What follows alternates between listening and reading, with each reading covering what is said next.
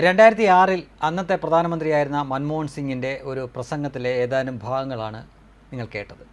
പിന്നീട് ഇതിനെപ്പറ്റി, അതായത് വിവാദമായതിനു ശേഷം ഇതിനെപ്പറ്റി കോൺഗ്രസ് വലിയ രീതിയിൽ ന്യായീകരിക്കുകയൊക്കെ ചെയ്തു.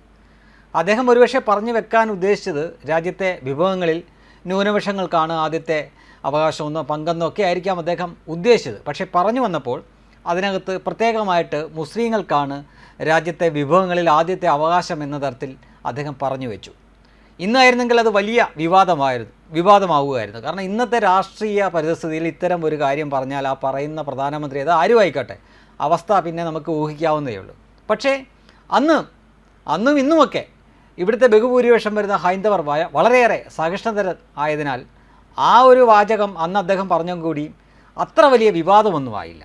പക്ഷേ വർഷങ്ങൾക്ക് ശേഷം ഇപ്പോൾ അന്ന് മൻമോഹൻ സിംഗ് ഇതായിരുന്നു പറഞ്ഞത് എന്ന് ഒന്ന് കോട്ട് ചെയ്ത് നരേന്ദ്രമോദി പറഞ്ഞപ്പോൾ നരേന്ദ്രമോദി കുറ്റക്കാരനായി. അതെങ്ങനെയാണ് എന്ന് എനിക്ക് മനസ്സിലാവുന്നില്ല.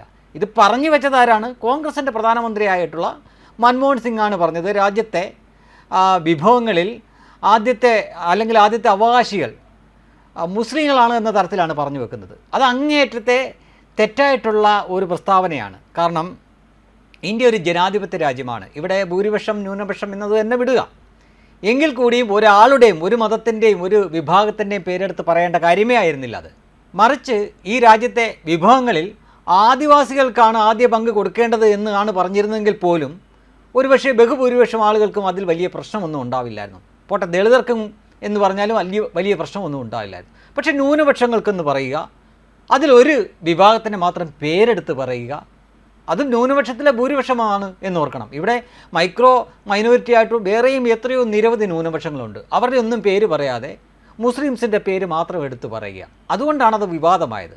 2006 ഡിസംബറിൽ പറഞ്ഞ ആ കാര്യം ഇന്ന് തെരഞ്ഞെടുപ്പ് സമയത്ത് തീർച്ചയായിട്ടും പറയും. കാരണം 10-20 വർഷം മുമ്പ് നടന്ന ഗുജറാത്ത് കലാപം പോലും പിന്നീട് ഇടതുപക്ഷവും വലതുപക്ഷവും BJPക്കെതിരെ ഉപയോഗിക്കാറുണ്ട്. അപ്പോൾ തെരഞ്ഞെടുപ്പ് ആകുമ്പോൾ ഇത്തരം കാര്യങ്ങളൊക്കെ പറയും. നരേന്ദ്രമോദി കോൺഗ്രസിൻ്റെ നയം ഇതായിരുന്നു എന്ന തരത്തിൽ രാജസ്ഥാനിൽ പ്രസംഗിച്ചു. അതിപ്പോൾ വലിയ പ്രശ്നമായിരിക്കുകയാണ്. തെരഞ്ഞെടുപ്പ് കമ്മീഷന് പരാതി കൊടുക്കുമെന്നൊക്കെയാണ് കോൺഗ്രസ് പറയുന്നത്. ആർക്കെതിരെയാണ് പരാതി കൊടുക്കേണ്ടത്? പരാതി കൊടുക്കേണ്ടത് മൻമോഹൻ സിംഗിനെയാണ് എതിരെയാണ്. കാരണം ഒരു ജനാധിപത്യ രാജ്യത്തിരുന്നുകൊണ്ട് ഒരാൾക്കും പറയാൻ അർഹതയില്ലാത്ത, അവകാശമില്ലാത്ത പ്രസ്താവനയാണ് അദ്ദേഹം നടത്തിയത്. അദ്ദേഹം അപ്പോൾ വെറും മൻമോഹൻ സിംഗ് ആയിരുന്നില്ല എന്ന് ഓർക്കണം, പ്രധാനമന്ത്രി മൻമോഹൻ സിംഗ് ആയിരുന്നു. ആ പ്രധാനമന്ത്രി സ്ഥാനത്തിരുന്നുകൊണ്ടാണ് അത് പറഞ്ഞത്. അത് തീർച്ചയായിട്ടും അപലപനീയം തന്നെയാണ്.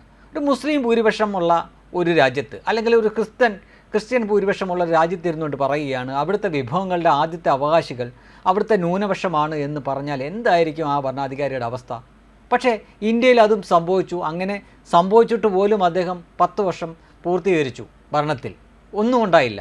ഇന്നാണെങ്കിൽ ഒരുപക്ഷെ നടക്കില്ല, വലിയ വിവാദമാകുമായിരുന്നു. അതിപ്പോൾ നരേന്ദ്രമോദി അദ്ദേഹത്തിൻ്റെ തെരഞ്ഞെടുപ്പ് റാലിയിൽ ഇതായിരുന്നു കോൺഗ്രസിൻ്റെ മുൻകാലങ്ങളിലുള്ള നിലപാട് എന്ന് പറഞ്ഞുകൊണ്ട് ഈ മൻമോഹൻ സിംഗ് പറഞ്ഞ പ്രസംഗം കോട്ട് ചെയ്തു. മൻമോഹൻ സിംഗ് പറയാത്ത കാര്യമൊന്നുമല്ല. അതുകൊണ്ടാണ് ഞാൻ ആദ്യം തന്നെ ആ വീഡിയോ കാണിച്ചത്. അന്ന് നിരവധി പത്രങ്ങൾ അത് വാർത്തയാക്കിയതാണ്. നോക്കൂ, ടൈംസ് ഓഫ് ഇന്ത്യയുടെ തന്നെ ഒരു ഹെഡിങ് തന്നെ അതായിരുന്നു, Muslim must have first claim on resources PM എന്നതായിരുന്നു അവരുടെ ഹെഡിങ് തന്നെ.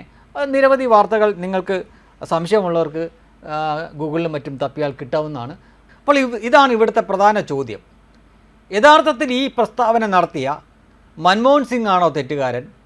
മൻമോഹൻ സിംഗും കോൺഗ്രസും ഇങ്ങനെ ഒരു കാര്യം പറഞ്ഞിരുന്നു എന്ന് ഓർമ്മിപ്പിച്ച നരേന്ദ്രമോദിയാണോ തെറ്റുകാരൻ എന്ന് അരിയാഹാരോ നിങ്ങൾ ഗോതമ്പോ എന്ത് മാങ്ങാത്തൊലി കഴിച്ചാലും ശരി സാമാന്യ ബുദ്ധി കൊണ്ടൊന്ന് ചിന്തിച്ചു നോക്കുക. അത്രയേ ഉള്ളൂ കാര്യം. വെബ് ഡെസ്ക് കർമ്മ ന്യൂസ്.